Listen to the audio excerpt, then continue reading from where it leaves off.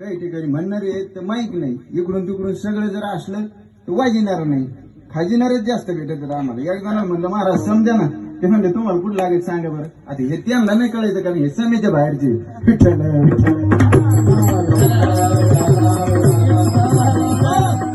अनमोल किमतीचा नरदेह जो देवाला प्राप्त होत नाही तो तुम्हाला आम्हाला प्राप्त झालाय महाराज.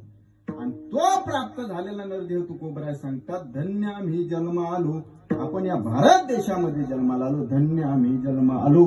आम्ही त्या नरदेहाचं सार्थक केलं महाराज, धन्य आम्ही जन्म आलो आणि दास विठोबाचे झालो. महाराज म्हटले दास विठोबाचे झाले, पण त्याचा परिणाम तुमच्या जीवनावर काही झाला का?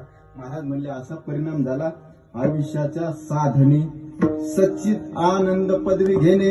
आम्ही त्या स्थितीला प्राप्त झालो की जिथं गेल्याच्या नंतर माणूस मुक्तच होतो. तुका म्हणे तुम्ही चाला याची वाटे आणि भरवसेने भेटे